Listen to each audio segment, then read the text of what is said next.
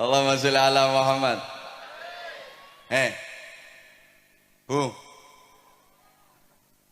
ada 3 golongan manusia yang ibadahnya sebagus apapun gak akan diterima oleh Allah.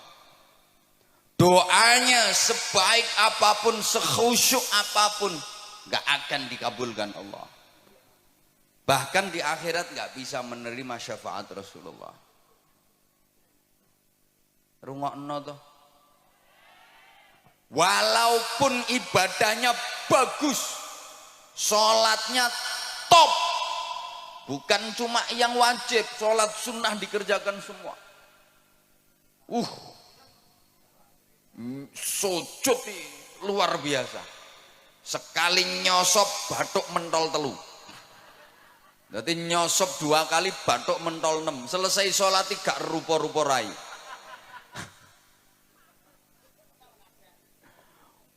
Poso bendino, sodakoh nyah-nyoh, zakat orang mufakat, wiridan sak dalan-dalan maca Quran yo turut ratan.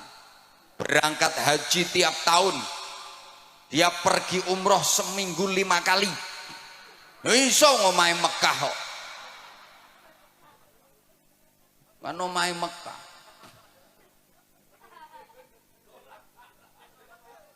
Wis tak pikir aku ngomong. Ora iso kowe apa mbantah ora iso. Gak mungkin seminggu umroh berangkat ping 5. Omahe Mekah.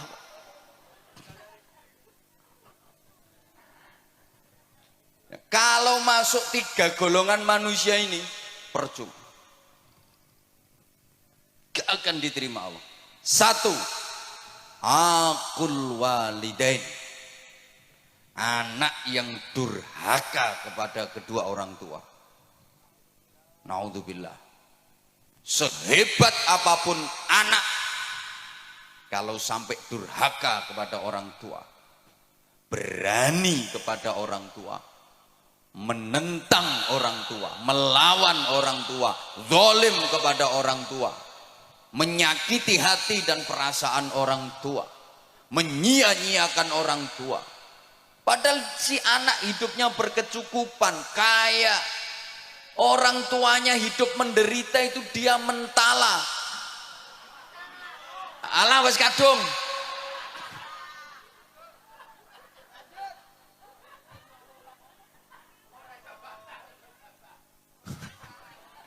Sing ceramah aku apa sampean? Lah iya.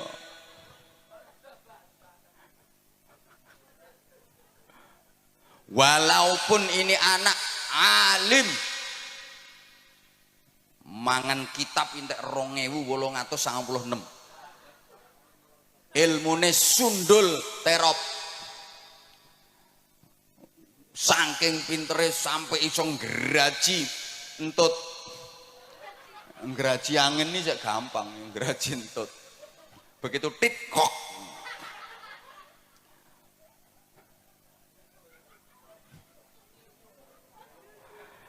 Kalau berani sama orang tua, menyakitkan orang tua, durhaka kepada orang tua, seluruh ibadahnya ditolak sama Allah. Doanya nggak akan dikabulkan oleh Allah. Bahkan di akhirat dia nggak bisa menerima syafaat Rasulullah. Walaupun secara lahiriah orang tuanya seakan-akan bersalah. Karena dalam hubungan anak dengan orang tua itu undang-undangnya cuma ada 2 pasal. Pasal 1, orang tua tidak pernah bersalah. Pasal 2, apabila orang tua melakukan kesalahan, kembali ke pasal 1. Ya gak mumet, memang pasalnya cuma 2 kok. Jadi hubungan anak kepada orang tua itu pasalnya cuma 2 undang-undangnya. Pasal 1, orang tua tidak pernah bersalah. Pasal 2, apabila orang tua melakukan kesalahan, kembali ke pasal 1. Sehingga kalau sampai terjadi anak ribut sama orang tua, anak gegeran sama orang tua, demi Allah di apa-apa no sing salah anaknya. Ana sing mikir ketara gak rukun kae.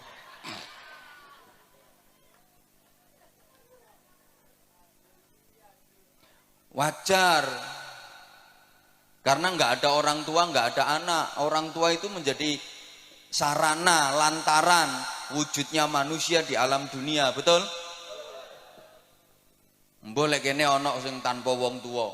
Dadi mara bejudus teko lemah. Apa meletek teko watu. Maka saya di mana-mana katakan selamanya anak nggak mungkin bisa membalas budi kepada orang tua. Nggak mungkin anak bisa membalas jasa orang tua. Nggak mungkin bisa. Orang tua pernah gembol anak, anak nggak pernah gembol orang tua. Wong tua tahu ngeden ngetokno anak, anak gak tahu ngeden ngetokno wong tuane. Ngedene yang ngetokno gedang goreng. Loh, orang tua merawat anak itu lama dan ikhlas. Nggak ada yang berharap imbalan. Nah, aku ngerumat kowe sampai 20 tahun. Saiki kon wis dadi tentara. Ayo hitungan sedina aku njaluk upah 50.000. Nggak ada. Lah anak kalau merawat orang tua itu ya cuma sebentar, itu pun pamrih. Sulit ikhlas. Kadang orang tuanya sakit itu. Anak limo iso geger sak dulur. Sing ngramut ya sampean. Oh sampean bagiannya paling akeh kok. Biasanya ngono kuwi lambe-lambe kudungan.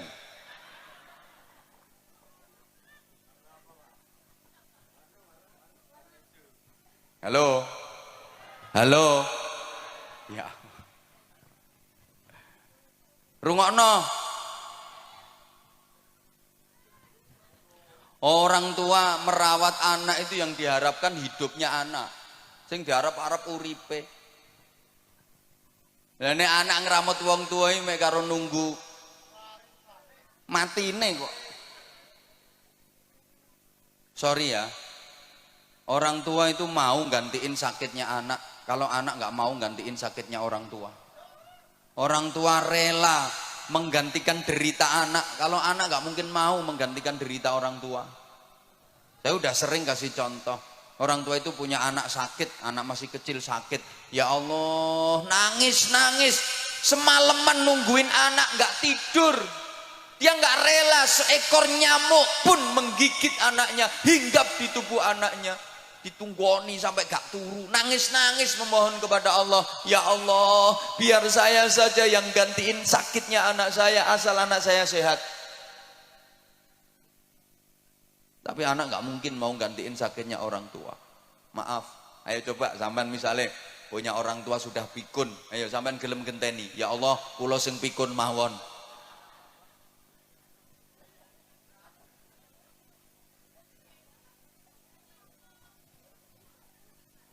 Orang tua tuh punya anak pilek, hidung tersumbat, sing nyumpeli yo umbel, ndak iso ambekan, diapakno? Disedot, dicucup, masya Allah, umbel ya dicucup. Ayo bu, misalnya bapak sampean umbele meler, mriki pak kula dilatane pak.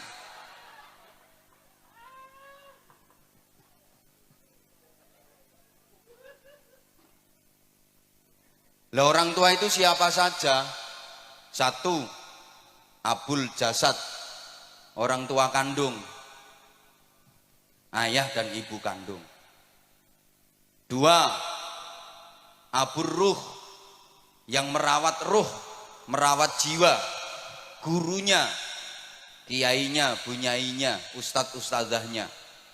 Hukumnya sama orang tua. Kalau orang tua kandung itu yang merawat jasmani, kalau guru, kiai, bunyai itu yang merawat rohani.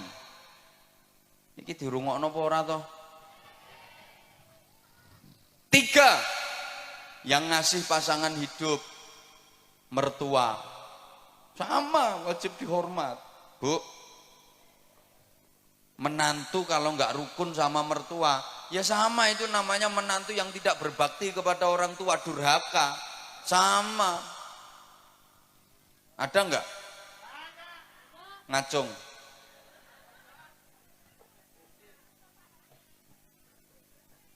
Sing akeh mantu gak rukun karo mara tuwa, iya mantu wedok. Kenapa? Mohon maaf, penting ini. Perempuan itu cenderung serakah.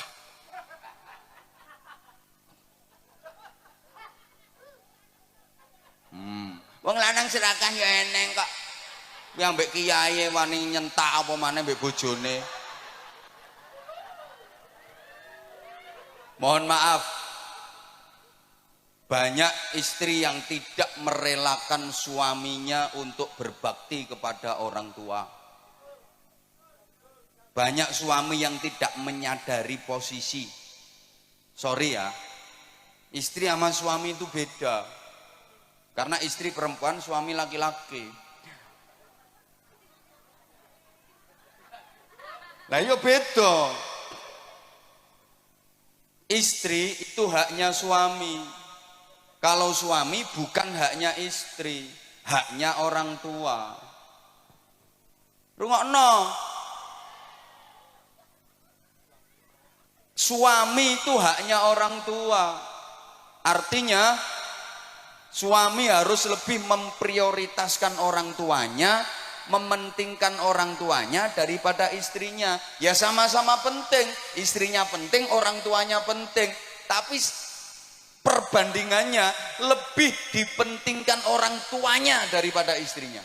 Ini kalau suami. Beda dengan istri. Istri haknya suami, bukan haknya orang tua. Karena waktu nikah sama orang tuanya sudah diserahkan total kepada suami. Maka istri harus lebih memprioritaskan suaminya daripada orang tuanya. Kalau suami harus lebih mementingkan orang tuanya daripada istrinya. Lah ini yang suka nggak diterima oleh para istri. Suami mau berbakti kepada orang tuanya, dihalang-halangi oleh istrinya. Kadang suami mau ngasih duit ke ibunya, ini si istri ngamuk-ngamuk, diselidiki. Bokai piro makmu mau? Bokai piro makmu mau bokai piro? Ya kekno kabeh kono. Kekno kabeh. Ndang ngusungi rono kabeh. Gawa nang gone makmu kabeh kono. Wis, klambimu nang digerono pisan, bantalmu sak sarungmu usungi rono. Engko bengi nang kelon karo makmu kono.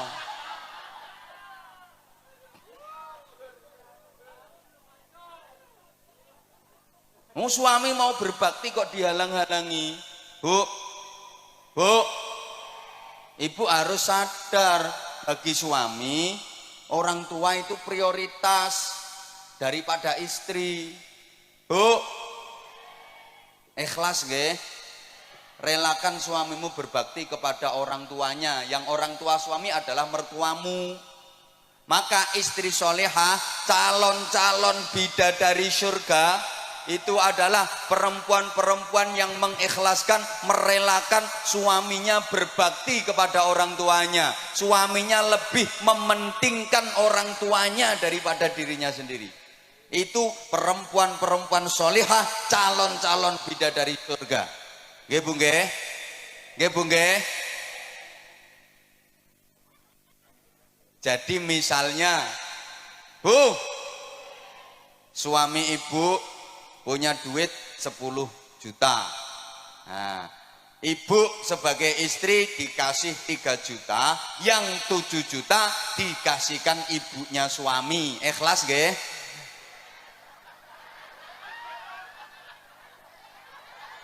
Ikhlas nggih?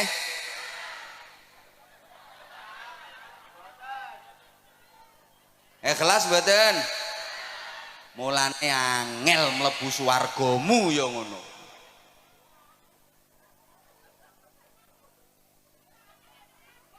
Loh, namanya lebih diprioritaskan ibunya daripada istrinya kok. Jadi nek bojomu ku ndek duit 1 juta, sampean sebagai istri dikasih 300.000, yang 700.000 dikasihkan ibunya suami, dikasihkan mertuamu. Ikhlas nggih?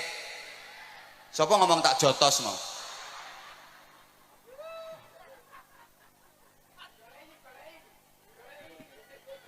jotos deh. Kuwi istri apa petinju kok. Tak jotos deh. Kalau ibu ikhlas, nah itu gampang masuk surga. Itu istri solehah dan calon-calon ratu bidadari surga. Halo, rungokno. Jadi sampeyan niku Bu, kalau dikasih uang belanja sama suami, sebelum nerima duit itu sampean ngomong, Mas, aku sampean kei duit ngene iki, buke sampean kei to ora? Lek buke sampean kei ya aku gelem nrimo duit iki. Lah nek buke gak sampean kei, aku mau nampani, Mas. Buke kei sik kudu luwih akeh. Lek buke wis sampean kei, lagek tak trimo. Ngoten nggih? Pret. Pret.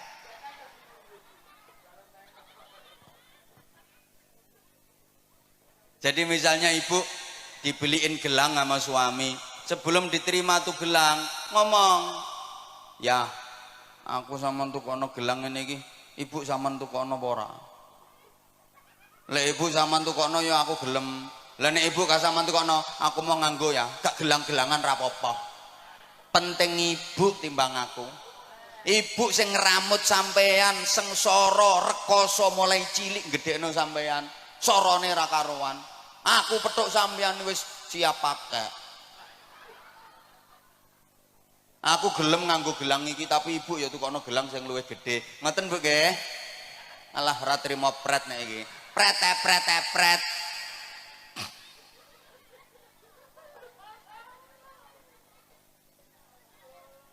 Ibu, jadi misalnya ibu mau diajak berangkat umroh sama suami, ibu harus ngomong, ya aku kata dijak umroh, ibu sampean jak taga, lek ambek ibu aku ya gelem melu ya, lah nek ibu gak sampean jak, aku yang mau, podo-podone duwe sampean pas-pasan, berangkat ambek ibu ae, aku kari-kari gak apa-apa, penting ibu timbang aku.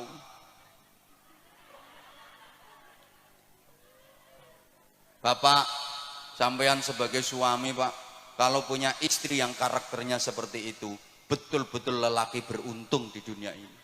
Beja-bejane wong lanang. Subhanallah. Itu istri solihah yang memuliakan suami dunia akhirat. Betul Pak. Kalau Bapak punya istri dengan tipikal seperti itu, aku pesen Pak, ramuten sing apik, jangan sia-siakan. Betul Pak. Perempuan seperti itu Pak, sebelum mati jangan dikubur dulu.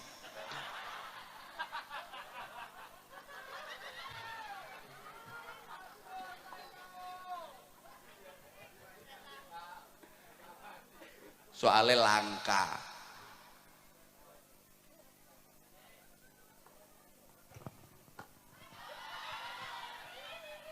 Lo udah 1,5 jam loh ini. Yang kedua, yang kedua, mahal yo gak melok urun kok. Yang ibadahnya pasti ditolak, doanya nggak mungkin diijabah, dan di akhirat nggak bisa menerima syafaat Rasulullah adalah para istri menengok. Lu memang iya kok. Istri-istri yang suka melukai perasaan suami, menyakiti hati suami padahal suaminya benar, dan suka membebani suami di luar batas kemampuannya. Tak baleni. Pengumuman. Ibadah sebaik apapun gak akan diterima Allah, doa sekhusyuk apapun gak akan diijabah Allah, dan di akhirat gak bisa menerima syafaat Rasulullah. Siapa? Istri-istri yang suka melukai perasaan suami, menyakiti hati suami padahal suaminya bener. Aku gak bakal suami sih gak bener. Alah rungokke sik.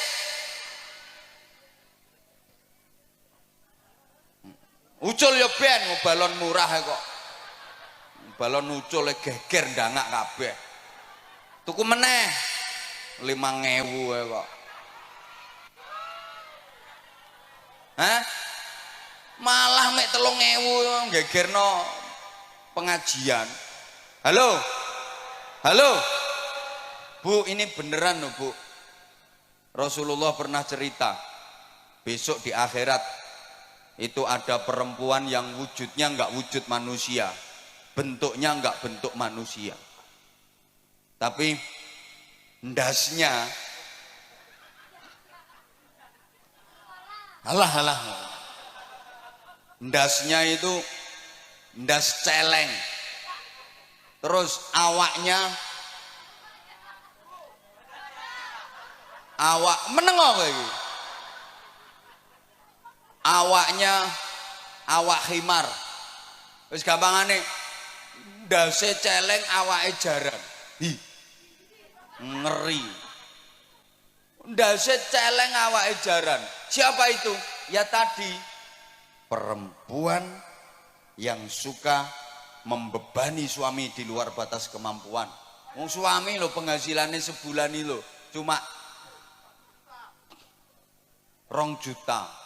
Nek njaluk blonjo saulan sampai 250 juta.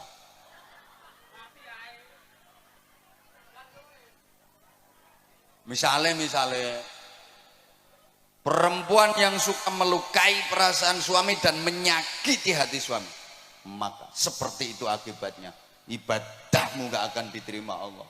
Tiwas dawir lambemu lah, dikir macam-macam, percuma. Doa gak diijabah, di akhirat gak bisa mendapat syafaat Rasulullah. Nah sekarang ganti, para suami ya harus fair dong. Yo kok wong wedok ae. Para suami laki-laki rungokno. Yang suka melukai perasaan istrinya, menyakiti hati istrinya, maka akibatnya aku durung tahu krungu keterangannya. Saya belum pernah mendengar keterangannya. Jadi ya saya nggak pernah dengar dalilnya.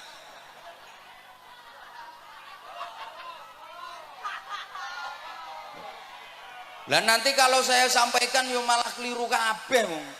Saya nggak pernah denger kok.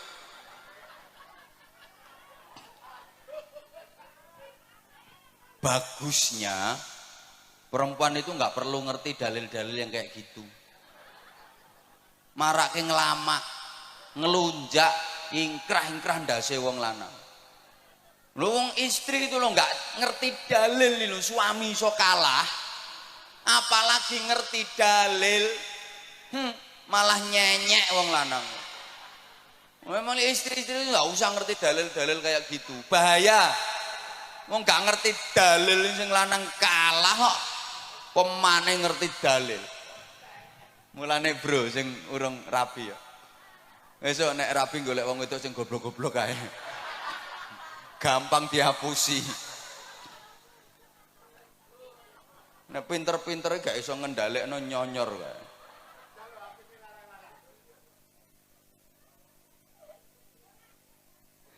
Yang ketiga udah itu berlalu. Yang ketiga, orang yang mutus silaturahim. Itu yang ibadahnya nggak akan diterima oleh Allah. Doanya nggak diijabah sama Allah. Di akhirat nggak bisa mendapatkan syafaat Rasulullah. Maka itu perlu kita hindari 3 hal tadi. Allahumma sholli ala Muhammad. Nah, selanjutnya jamaah rahimakumullah, perlu perbaikan diri. Peningkatan kualitas ibadah. Baik yang vertikal, hablum minallah, ibadah ritual, maupun yang horizontal, hablum minan nas, ibadah sosial. Halo. Dilanjut mboten? Oke, tak imbui. Ya, ini ibarat kerja itu lembur berarti. Tambahan durasi ya. Gini, yo hidup ini harus selalu ada peningkatan dan perbaikan. Slogane hari ini harus lebih baik daripada kemarin, dan esok harus lebih baik daripada hari ini. Dalam menjalani hidup, pantang bagi kita untuk berprinsip aku masih seperti yang dulu, aku begini engkau begitu.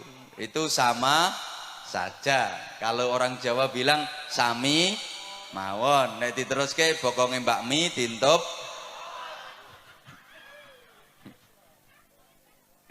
Harus ada dinamika ke arah hidup yang lebih baik.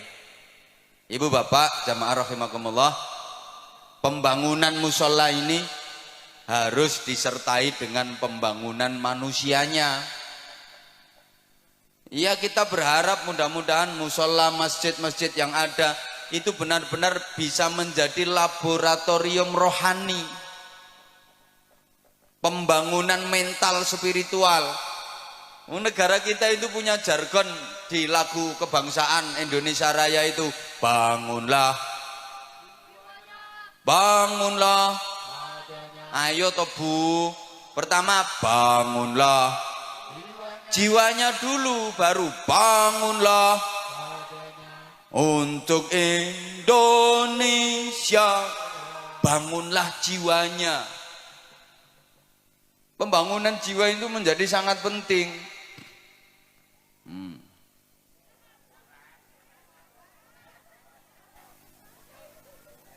Oke. Mohon gelas ini untuk dikeletak.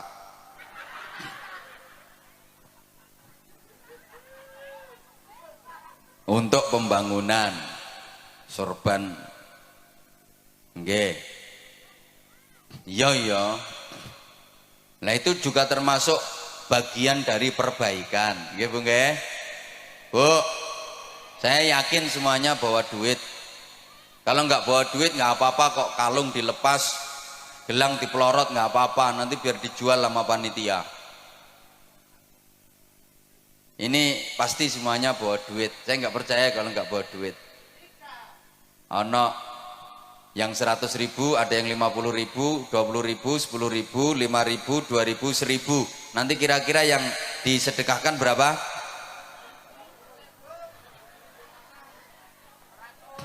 Perlu diingat, sedekah itu yang penting banyak walaupun tidak ikhlas, daripada ikhlas cuma sedikit. Tak baleni, lebih baik sedekah yang banyak walaupun tidak ikhlas, daripada ikhlas tapi cuma sedikit. Kenapa? Saya berani bilang lebih baik sedekah banyak walaupun tidak ikhlas.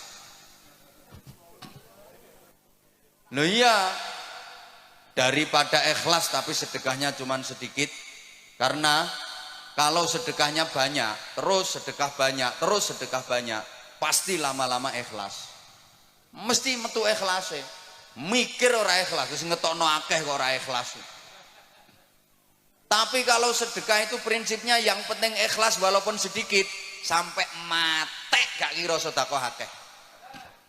Dan ciri-ciri sedekah ikhlas, tanda-tanda sedekah itu ikhlas adalah sedekahnya banyak. Tandane wong sedekah ikhlas iku sedekah akeh. Soalnya nek sedekah akeh gak mikir, gak perhitungan. Tak baleni. Tanda-tanda orang ikhlas dalam bersedekah itu adalah sedekahnya banyak. Tandanya ikhlas. Soalnya gak perhitungan, gue duit piro, wis gak perhitungan. Engko urusan engko, sesuk urusan sesuk. Rezeki akeh sing guri, mesti ditempui, diganti sama Allah dengan ganti yang lebih banyak. Itu tandanya ikhlas. Nah, di antara tanda-tanda orang sedekah tidak ikhlas, itu sedekahnya nilainya kecil, sedekahnya sedikit, tandane wong perhitungan. Duitku karek 200, engko nek tak sedekahno 50, lak karek 150, sesuk bayar kreditan 70. Anakku sangune rungokno nang ngaji gak butuh sangu anakmu. Halo maka wong niku nek sedekahe kulino sithik iku tandane gak ikhlas. Ayo bantau. Sedikit banyak itu bukan jumlah dan nominal, tapi prosentase dan pembanding. Ukuran sedikitnya yang ngeleset di bawah sama yang duduk metingkring di atas panggung jelas beda. Jelas beda. Mungkin lek kanggo sampean 500.000 wis akeh. Tapi lek kanggo sing nang dhuwur panggung sithik 500.000 kuwi. Makanya saya bilang bukan jumlah tapi prosentase dan pembanding ukurannya.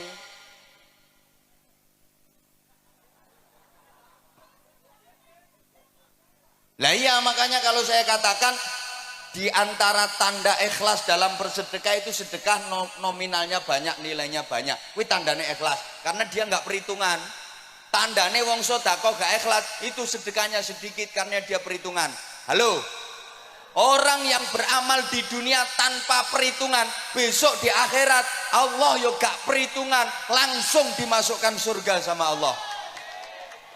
Itu namanya masuk surga tanpa hisab. Tanpa hisab itu tanpa perhitungan. Siapa yang dimasukkan surga tanpa hisab, tanpa perhitungan? Ya orang-orang yang waktu di dunia amalnya tanpa perhitungan. Malaikat yang meriksa itu langsung didhawuhi sama Allah, kasih instruksi. Malaikat, itu orang waktu di dunia amal tanpa perhitungan. Udah sekarang langsung masukkan surga tanpa diperhitungkan amalnya. Cepet tuh orang Bojonegoro kok. Langsung ke surga.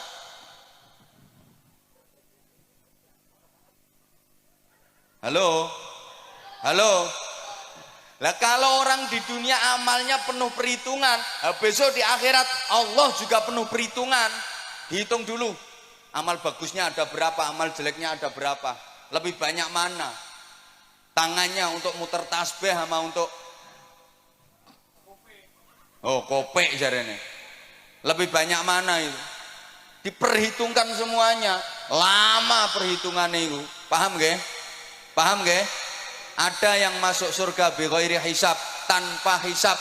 Itu artinya tanpa diperhitungkan amalnya. Orang-orang yang waktu di dunia melakukan amal tanpa perhitungan, besok di akhirat Allah memasukkan surga tanpa perhitungan. Tapi kalau amal di dunia diperhitung sok no akhirat awas diperhitung karo Gusti.